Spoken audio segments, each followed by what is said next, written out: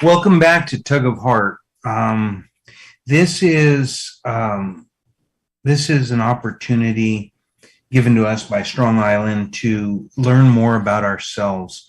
And one of the things that I've learned as we sit and go through this, and oftentimes you'll hear me say, sift, sort, soothe, solve.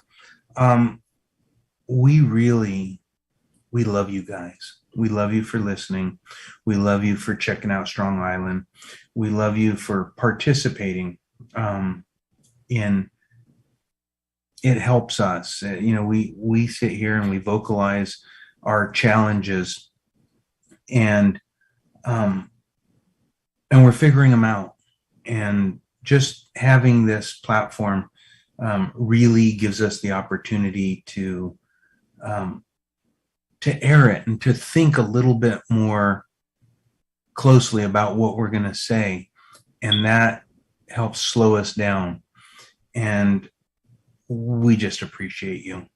We're going to chat a little bit today about something that I'm probably not very good at. I love to talk to people. I love to uh, I love to engage, and I like it a lot more than I like being silent. Mm-hmm. And at this point, I'm really just talking to keep Lori silent. So, Lori, hi. So you and I coming up were the kids that would be, with the report cards that said talk too much, talks too much. They found all kinds of creative ways to separate us from the class because we just could not be quiet. And that is something that I have found, which actually is part. So this week, basically, our last two topics, Leroy, you don't really know what you're coming into, but it's been coming kind of from just directly what I'm processing and thinking of. And so silence was one of the things I was thinking of coming out of talking about anger, going into that pause and how to process it and how silence can give you that little space to settle down, to rethink, to do a little bit of inner work. Because I always think of when we're quiet, that's where we meet ourselves, and that's because our conversation never really stops, is my feeling. But when we're quiet, we see where that conversation continues. So everybody has left the party and it's just you there, the dialogue is still going on upstairs, but who do you talk to? And that's when you get to find out a whole lot more about who you are. You talking to yourself? You still talking about other people when they're not there anymore? What does that say? We won't go into that today. But as far as silence goes, you and I are not known for silence. I'm an over talker. I probably have gotten better, but nowhere near where I should be. But I wanted to take some time today to talk to you about silence. And I guess we would start with silence as in a quiet time that we can relate to hard time. And we'll just start from the point of anger and what you could do with a moment of silence that you may miss if you bypass that in anger. And it doesn't have to stay in anger, but just as a continuation from where we were last talking. I like it. Ever had to be quiet? Ever forced to be? And how did it go for you?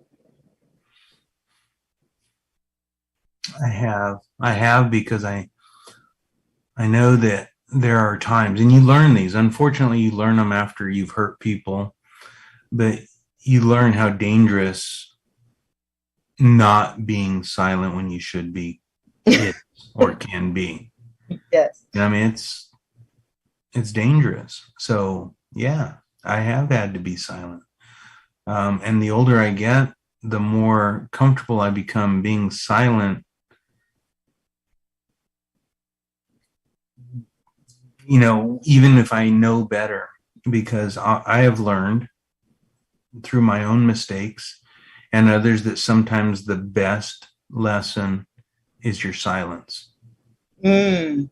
And I've literally, I have oftentimes spoke with my daughter, and she'll come to me with something, and in the last few years, as she's gotten older, she'll ask me something, and I'll say, if you want me to be a cheerleader, I will be. But if you want me to, be a teacher, this is an episode where I really have to just stay silent, because nothing's going to teach you more than you going through this.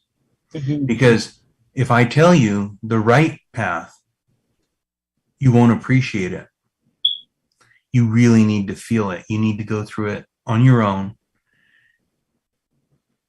And silence becomes the teacher. I mean, it yields to the personal experience. And haven't you ever found, I found this out initially just dumb luck, because I was never going to find it out on my own. Maybe I had to run or something, so I didn't get that last word in. And so I had a mind to say something, but something outside of myself cut me off from doing it, and I moved on. And in that time, the drive or whatever, I could kind of reframe the previous exchange, and I saw it completely different. And there's times when it's like, well, thank goodness I didn't, say that, because I'm just now seeing it for what it really was. This is one of the themes you kind of shared with us last time, and that's understanding. And you said it like it's hard to understand when you're angry, and understanding is kind of an antidote for anger, right?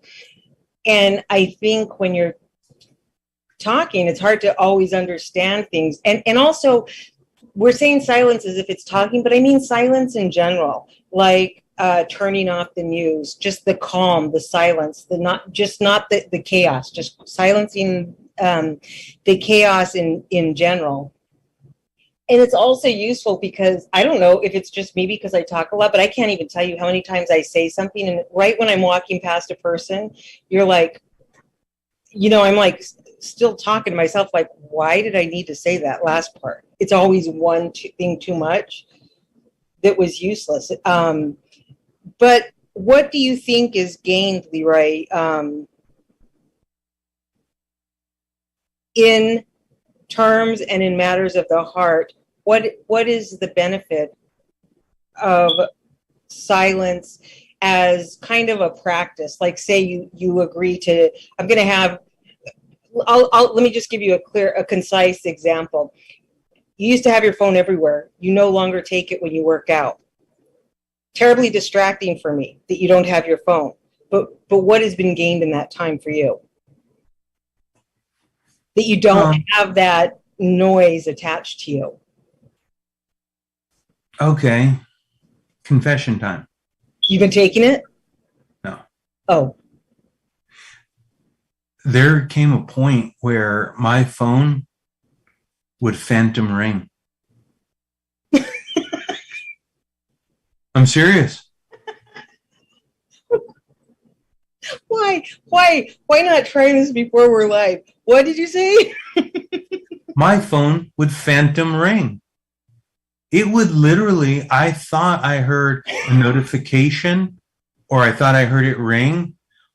And the truth is, I was a prisoner. I was too beholden to the phone. And I'm glad you enjoy this. But it's the truth. I can't breathe. No, I mean, I would hear. Sometimes I swear, I thought I felt it vibrate. Phantom vibrate. I'm crying because you were addicted to the noise. No, I mean, you asked why I don't take it with me, because it was way too much. It was too much. So on a serious tone, a part of you was constantly piqued listening for that in a way you didn't need to be. I would manifest a ring. It never rang. I'm not that important. So how has it benefited you besides the phantoms? I'm relaxing. I mean, I suffer from tinnitus, and so a lot of times the distraction is really good. It quiets the ringing. For me, Lori, silence. You're asking me, what does silence mean to me? And so let's kind of get back there. Silence is an uncomfortable thing for a lot of people. I know because I've asked. Silence is that moment where you really have to negotiate with yourself, with your past, with your good deeds, with your bad deeds. But you have to reconcile, how to purge some of the bad deeds you've done and emulate some of the good things you've done. Right. And so silence is that point where a lot of people can't, have you ever watched Naked and Afraid? No. Show about survivalists, a lot of people can't do it simply because of the silence.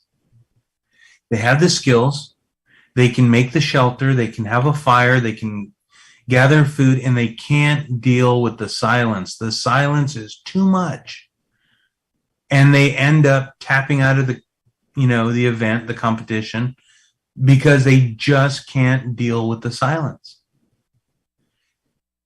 I don't know if that says something about a conscience. For me, it probably does. But there's other people that are perfectly comfortable. 30 days, 60 days, 90 days. They're no issue whatsoever. Being all by themselves with the only noise being their own thoughts. It acts like a mirror, for noise. When you're silent, it's like it's having this kind of. You said it acts like a mirror? Yeah, because silence does. Because like when you're calling your children, mirror. Yeah, mirror, kid. But because when we are silent, that is when we enter into, that is what, you hear all these fancy names for it, but the matter of fact is that that's your inner life. That's your inside life, is that silence. Where you go in that silence is how you're doing on the inside. So if nothing else, it serves the purpose at having a look for those that don't. I had, over the years, gone from creating a lot of noise and having a lot of noise and actually thinking like that was my preference to a more quiet life, little by little over the years. And now I do believe that my preference is for a little bit more quiet. Not to say old habits die hard, because if I get around where there's noise, I'll fall right back into it, and I find a part of me probably misses some of that because it's a big break from that inside work that I'm talking about. But there's a lot to be said about, there's people who dedicate their life over 40 years. Some people have done of silence, right? Monks, nuns, the mystics, people just in isolation. What's the guy stuck on the island, talked to the volleyball? Silence for a few years. Tom Hanks. What was the name of that movie? And that's how people know what they're made of when they're left with themselves, because it's not reliant on anything else you can create outside yourself to, that is a smoke or a mirror for the world. It's just you, and it's a lot harder to fool yourself the longer you are in silence. Right? What do you think of that? I think I'm going to challenge you. Okay, good, because I just made it up. So challenge me. Let's test it. I don't think that we ever really live in a state of silence. We just silence the world. Internally, we're still vocal. Right. That's what I'm saying. It's the conversation goes on. Right. So we're not in silence. Right. But that would be inaccurate. I think that we could make the argument that I'm not asking you to be silent. I'm asking you to listen to me. Mm-hmm. Because if you listen to me, you will learn where I'm coming from. So I don't really want you to just be silent. I want you to listen. So I want you to make the choice to not be silent, but that the choice of sound is me right now. Or my needs are this. I Right. need to be heard. Yeah, You know, I think about the courtesy in a courtroom. Mm-hmm. You know, there's a volley between, you know, the opposing counsel. And they're very courteous because they take turns, you know, and the other one will stand silent. And the reason, one of the things that they stay silent is to improve their posture, because they're not just silent, they're listening. And as they listen, they've got a yellow legal pad and they're making a whole bunch of notes, because when it's their turn and the opposing counsel is silent, now they can reflect on everything that they've learned and use that to bolster their position in front of a jury or in front of a judge.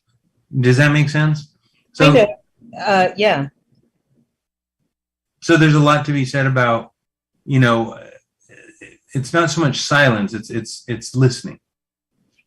So then, having said that, there is a silence within silence. So there could be me not talking, but there's a lot of rattling going on up in the upper room here, right? In my head.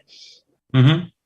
But then there's also a way to make that more silent. You know, prayer, meditation for some, Mm-hmm. thoughtlessness for others, whatever it is, right? Mm-hmm.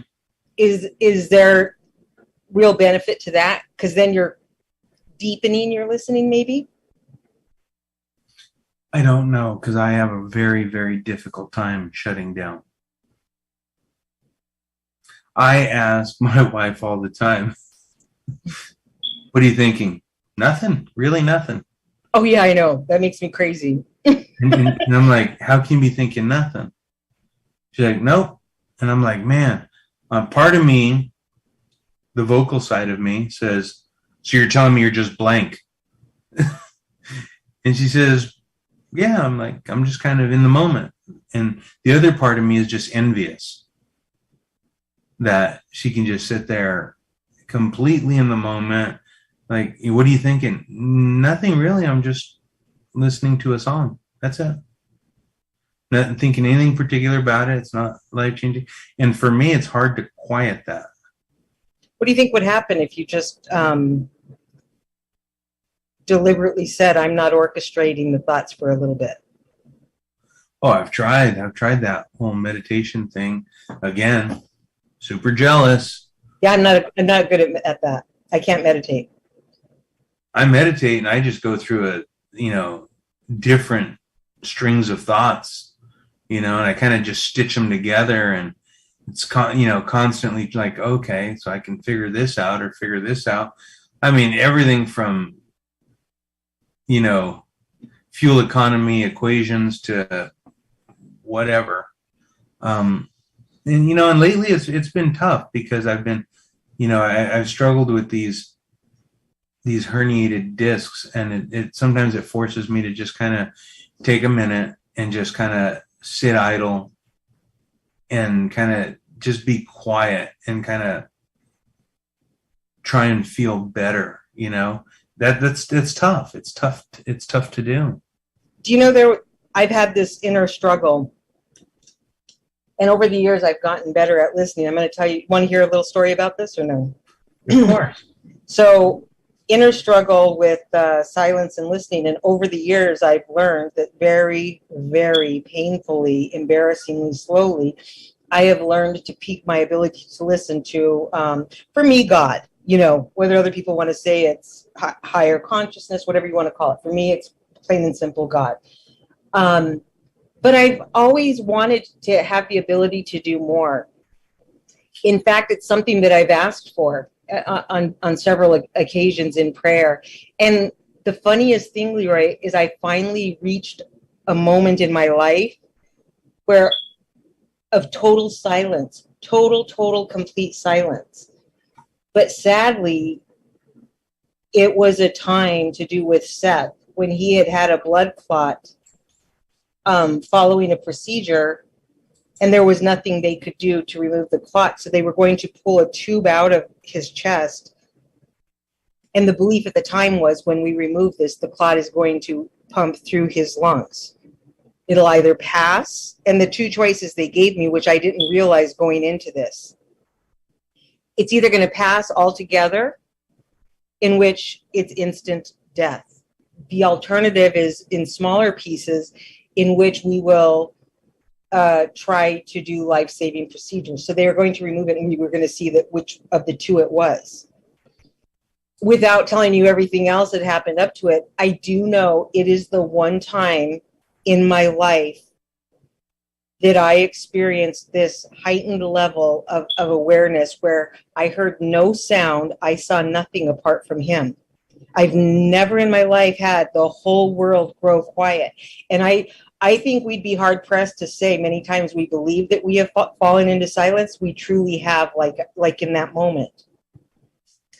It was so profound that in that moment, I had said to God, okay, I got it. See, I broke the silence, but it was like, this is what it is to be truly focused on one thing, something I've never done. And it felt like probably how an animal feels in the forest when they come under the awareness that they're in somebody's scope. Everything just focused on one thing, right? So it wasn't the most positive experience for me, but I was like, I got it. Now I know what it is I'm trying to reach, and really listening to others. I got it. So if the lessons learned, don't make me learn with a bad end to this. I got it. And then I went further like a fool and said, I promise to stay right here in listening to you, to others, if you just let him be okay. He was okay, but, for a few more weeks. But I did not find that to be sustainable, because there has to be something that really piques our focus. But I have found myself able to get closer to that. I don't even know the end of what I'm saying here, except to tell you that I think we can be forced into a total focus type of situation sometimes. And I think as humans, we like to kind of glorify silence and meditation, but the fact of the matter is, when we really reach like the epitome of it, it's probably life or death. I'm not trying to make light of that. No, it's okay. We're just, yeah. But I remember that event. And I remember after you calling me and you were like, that was anticlimactic, Because Seth was just like, hey, Mom, Nothing happened. And nothing. No, but I swore it's because at the time, that complete silence, like I've never seen, every cell I had was focused. And I was like, I got it. I'll do this. I promise. I will try to find this place on my own now that I know where it's at. And they pulled it out, and the doctor, everybody's leaning in on Seth. Silence. And this is the power of silence, right? Mm-hmm. He had caused this silence to fall. I mean, the whole hall was filled with doctors and stuff, because this is such a rare thing that some people are there academically, some just, everybody wants to know how this plays out, because it's so rare to, even in a lifetime of healthcare, to come across these patients. And as the silence became more silent, the doctors leaned in further and further towards Seth. That's the draw of silence. And he was just silent. So they could not interpret like how it went, because he was completely still and quiet. Closer, closer, closer. And then he broke the silence with can you move your heads? I'd like to see SpongeBob now. And Yeah. there was just this burst, I swear, down the hall. They did not even hear him, but it was such a joyous laughter and relief in laughter that it echoed and echoed and echoed and echoed to cause that kind of a pause and to cause like a true silence. That is the power. And to bring it back to what you're saying about the court of speaking following a silence. And he didn't even use it like as a way to make some kind of philosophical point or truth statement. He was just like, yeah, if you could move your head now. But because the draw was so tight, that's the power his words had. People were crying and laughing because it compounds what follows it, right? That silence. Mm-hmm. So much so. Wow, that's a different type of silence. Yeah. An involuntary silence. A very beautiful silence, that's I can't imagine, but wow, what a story. So now tell me this, how could you or I or anybody, no right answer or wrong answer, just throw something out there. Give me some homework. Give us some homework. Give yourself some homework too. What could we try this week to just be silent a little bit, just to see what happens, and how could we point that towards a way to improve our heart, or the life of our heart? Well, this is going to sound weird, and I mean, the older I get, the more I think about conflict resolution. Mm-hmm. Which says a whole lot, because I must be in a lot of conflict, because it's become a very important thing to me. Conflict resolution. So when I think about conflict resolution, the first thing I think about is silence. Mm-hmm. Okay. Because imagine, if you will, that you are in battle.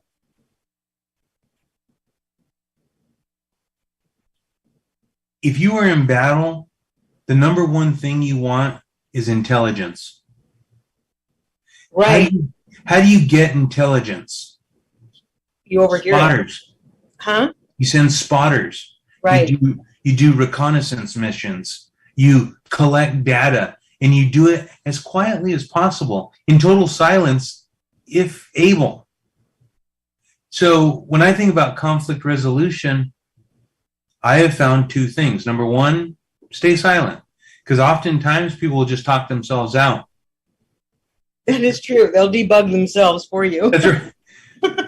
Or, so I mean, there's nothing noble about this, because you're still thinking about winning an argument, and a lot of times somebody will say something, and then they get to a point where there's no new information, so then they say it again. And usually by the time they've said it twice and they start for the third trip around the bases, thinking they're getting somewhere, they realize how utterly ridiculous it sounds. Right. Assuming it's ridiculous. And if not, you'll see their point and you'll be like, you have the ability, or at least you have the opportunity, not ability, to be like, I get it. Thank you for taking the time. Right. Or you're going to say, I get it. I was right all along. But either way, there's a lot to be said about conflict resolution in silence. Okay, I'm going to add one to the conflict resolution. Okay, let's hear it. That's so we end on a little higher notch here. Next time somebody insults you, this will be our homework. On purpose, unintentional, just be silent and sit in silence in that insult and let it end there. It's funny because on our former episode, we were talking about understanding. it's only in silence can you sit there and really gauge the caliber of the person distributing the information. Somebody calls you something bad and you're silent, you just sit there and you look at them and you're like, yeah, you know, if you mattered, you know, it would mean something, you know. Right. But you really aren't coming to the table with anything good. You know, is that really that's where you're going? We're gonna do a little personal attack now. We're gonna do a little. Well, and a lot of times, like to respond with noise instead of silence is to give it credibility, right? Yeah, I mean, this is on and on and on because I think when you see a couple fighting, arguing, and they break up, and maybe they're sharing custody, the relationship is very much alive. It's just changed. It's different. So now in order to maintain a relationship that's very much intact, but now you've left it, you have to do it through some sort of medium, which is the arguments. So you're arguing, you know, because if you were silent, it would die on the vine. Oh, wow. If you're silent, it dies on the vine. And that's actually a tremendous, there's a couple things you said, and I'm going to put them together for our next episode. Between Just the and that is, what is worth doing that, letting things die? What is good to let die? And I think, I don't know how we are for time, but I think I want to stop there if you're okay with that. Sure. What to, you know, live and let live, and die and let die. And I think we'll move that direction because there's too much we didn't finish about anger as well. And now with silence, this kind of just a little calm pause of us actually just talking. We were just kind of filling space here with our words now, but that's okay because I do feel a calm coming from the previous episode of anger. There is a calm in this light banter that was not complete silence, but softer. Would you agree or no? There's something to be said about lowering the tempo. So maybe we just need to be silenter instead of silenced. Right. Right? Because I do feel something there, but so dying on the vine, we will revisit, Lee, right? Okay. Okay. Do you want to give a little spiel about Strong Island? Well, I guess I just did. So yeah, we love Strong Island, you know. Bobby has now, if you're there, if you can chime in, he has won 2 awards now for his first big editing project. And he's now nominated for a 3rd. Bobby, you there or no? Yes, I am here. And can you officially say it? Because I am going to put a link up on my page and Leroy and my other pages about this. Oh, okay. Well, I filmed and edited, produced a TV or film version of a off-Broadway play. It was during the pandemic, so there was only about 50 people there. But anyway, I edited it together, and I just, I tried to make it as entertaining and dramatic and as possible. And one woman, yeah. She's all by herself. She tells the story of her Italian upbringing, and it's funny, it's sad, it's like a dramedy, I would say. So we won 2 awards already. We won Best Comedy and we won Best Drama, and now we're nominated for a 3rd. And these are all independent film festivals, but 2 of them are actually international. So this new one is in London. So we're excited because people all over the world are enjoying it. Wait, what's the 3rd nomination for, drama or comedy? We don't know yet. You get picked, like you submit the film, and then I guess they decide what category, whatever, and then you become a finalist. So we should find out more information. But yeah, the other ones we didn't know what we won for until we actually won it. So, but 2 you have actually nominated and won, and now you're nominated for another, right? Yeah, you submit it, and then if it gets selected. And then that's the next step, and then it could become a finalist, and then you either win or you don't. So we actually went through the whole process and won 2 so far. Well, you're a winner. I'm a as far winner. as I'm concerned. Really No, great. thank you. It's This is called Strong Island. Ajita. Yeah, it's called Ajita, and yeah, just keep in touch with Strong Island Television and Strong Island Entertainment, and you'll get all the updates. We're planning a big pay-per-view weekend, July 22nd. Awesome. Thanks, Bobby. You got it. And thank you, those of you that have joined us today. You can like and share the podcast as well. And I might put a few Leroyisms up this week, I think. I did it last time, and I had really good response to it, Leroy, what you had said about the heart. Good. Really, really good response. It actually made it to a couple other groups and stuff. So I know that reached people and something resonated in them. So I want to thank you for that. The kind of heart pledge that you had made. And I'll actually put that up in the Tug of Heart forums as well. So until next time, you guys can check in to see that because I will post it. And also, I love you, Leroy. Thank you for doing this with me. 2 more episodes and we will reach 100 together. Super cool.